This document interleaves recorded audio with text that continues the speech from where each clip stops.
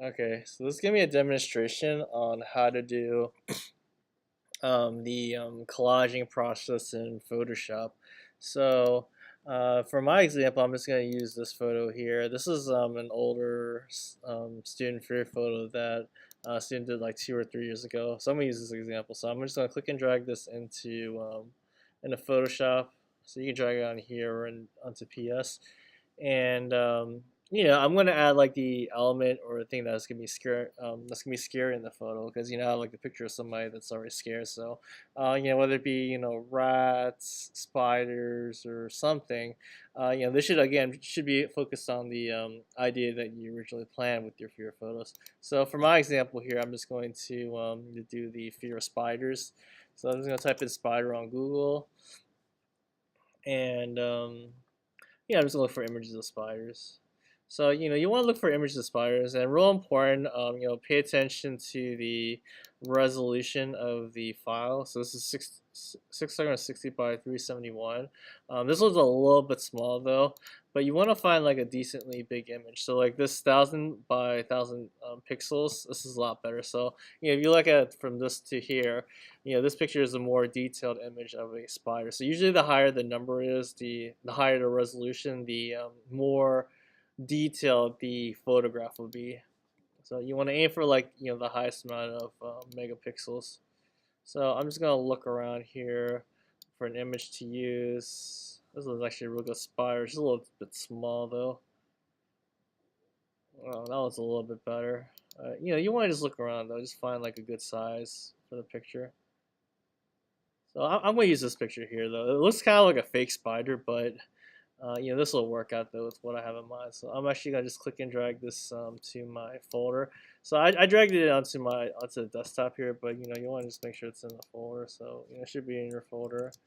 We'll just put 1B for now. You want to click and drag this onto your the folder that you've been working on. So after you found like the image that you want to use, I'm just gonna drag this onto Photoshop here, and I'm just gonna leave it the same size that it already is. All right, so mainly we're gonna be using this quick selection tool. So you may have like it's saying magic wand. You just gotta click and hold the mouse button, just change the quick selection tool. And all you're going to do is you're going to select the spider. So I'm going to change this to the plus, and I'm just going to click on the spider. And what this tool does though is it allows you to select the parts of the image that you want to cut out. So this process will make it a lot easier to cut out your images.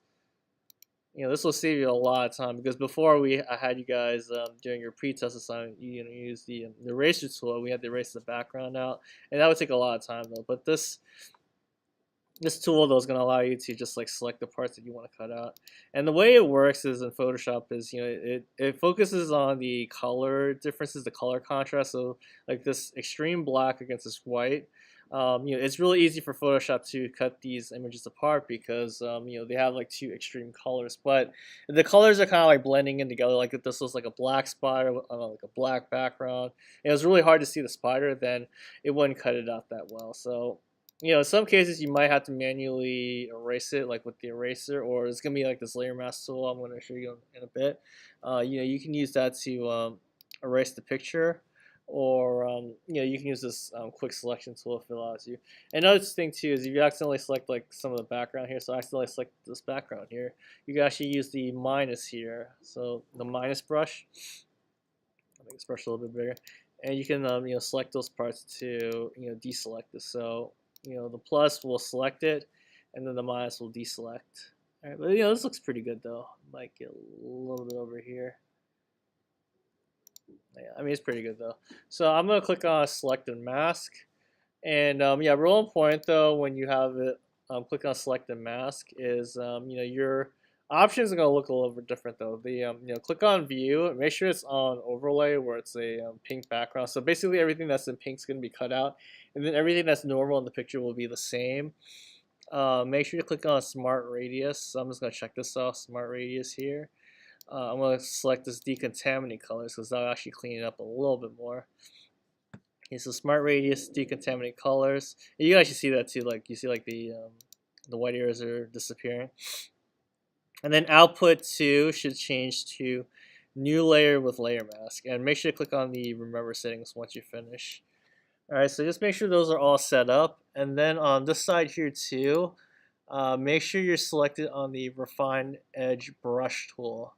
Okay, this will allow you to refine the edges even more. It may be on quick selection by default though, but change it to the refine edge tool. So if you look at it real carefully though, there are some like real small white areas, and what this refine edge brush does is it gets rid of those white areas. So I'm just gonna do it for like a couple of those areas. But for the most part though, this actually cut out pretty good though. I'm just cleaning up like some of these areas. But the refined edge though, that helps out a lot more with like if you're doing like pictures of like hair, for instance, it'll really like capture like the little strands of hairs instead of having to erase all those little parts. So this is pretty good though. So I'm just gonna click OK once I'm done, and then my image of the spider is cut out for me. Okay, so once you have it cut out, I'm just gonna reposition it. So I'm gonna do Command T as in turtle to resize it. I'm gonna rotate it around this way, and I'm gonna have the spider like get really big and over here on the edges like this. All right.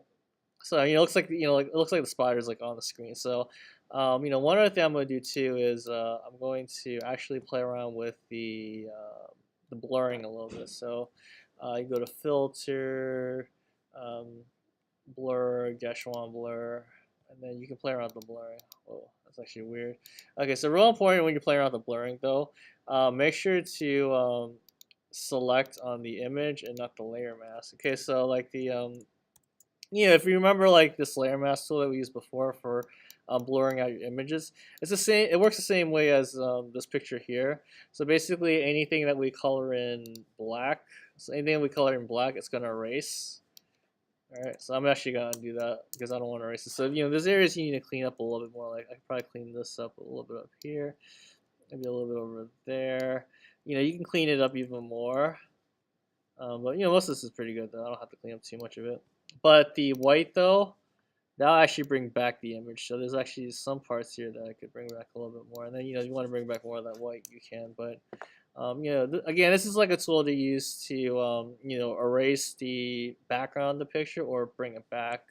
Okay, but this is a very good destructive way of cleaning up the image, because sometimes when you erase certain things though, you can't really bring the image back though. And again though, we'll go over this process a little bit more when we learn Photoshop more, because there's a couple programs there's a whole couple projects where we have to erase the background and show what's and have like the people in the picture.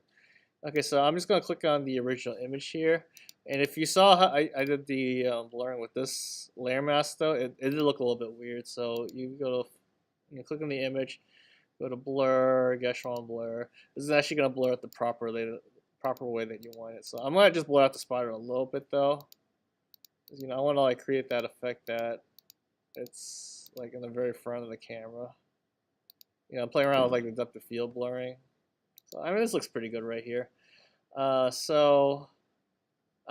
basically how you're going to cut out each of your images. Okay, and then the other thing that that I want you to do with the fear photos is adjusting the brightness and contrast and making it black and white. So we're going to click on this black and white filter. So that's really easy, and then we're going to click on this brightness and contrast here. So brightness and contrast, you want to make sure the photo is bright enough. You got to get rid of like the darks, and then you want to make sure the contrast is higher so it'll pop out things. Okay, but you really want to try to pop out those extreme lights and darks. So contrast will bring out the lights and darks even stronger. If you lower the contrast though, it'll gray out the picture. So we want to like strengthen the contrast though in this picture here, and make it bright enough though where you can see like the brightest highlights though. So this looks pretty good though. The way I just did here though, but you can see the difference though between this one and that one there. So I feel like that high contrast though, it really does help to emphasize the fears a little bit more in the photo. And Oh yeah, one other thing to do too is you may want to crop the picture a little bit more. So in this case here, I'm actually gonna crop the picture a little bit. I'm actually gonna move the spider closer to the person because I don't really need this feet here. Um, I'm actually in this picture on the bottom left-hand corner, so I'm actually like a distraction in the photo. So you can use the crop tool here, and I'm gonna crop in closer on the picture. And do you realize the rule of thirds though? As oh, I guess in this program by default they give you the rule of thirds grid. Oh, you click on here though, click on rule of thirds, and you can try to incorporate rule of thirds in the photo.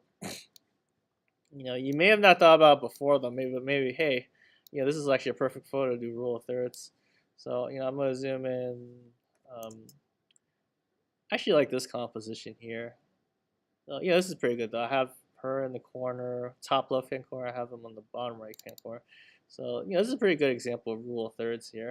And I might actually move the spider a little bit down here. And maybe make him a little bit bigger. So I'm really just emphasizing the size of that spider. Maybe play around with it a little bit, the positioning. And it's okay that the spider is blurred out because we're really just focusing on the girl, but we could still see that silhouette shape um, of the spider here. I can delete that one if you need it. But you can see the difference. So if you go to Windows history, see if you like these changes that you made. Like this is really nice though. Like spider getting bigger there, and then this cropping is a lot more effective too. So I might crop it a little bit more. What if I just cropped it in like this? I mean, she's not exactly in the corner anymore, but we can crop that out even more. So, and doing Command Z to see the differences though. I like it though, but I'm losing the shape of the spider, so maybe crop it in that much. This in a little bit more, and yeah, that looks good. So, I still want to keep the shape of that spider there, but even like as well though, the spider does do a little bit of framing though. This is helping to frame what's over here because of where I put that spider. But these are like the little things you want to think about though. You want to make it black and white, just your brightness and contrast. And then, if you need to add anything to the picture, that's how you would add it. And then, just save your file. So, I'll make sure to save it as a JPEG file, just because, next class, I'm going to show you guys how to do the different blurs in the photo, different motion blurs, and that'll be nice to add um, to the Fear photos. We'll call it Fear Photo 1. So save it as a JPEG. So save it as a JPEG, but also do save it as a Photoshop file. All right. Make sure to save in your folder. I was just saving it on my desktop, so save as. Locate your folder. Desktop. Oops. Folder. Yeah. So save both files in your folder.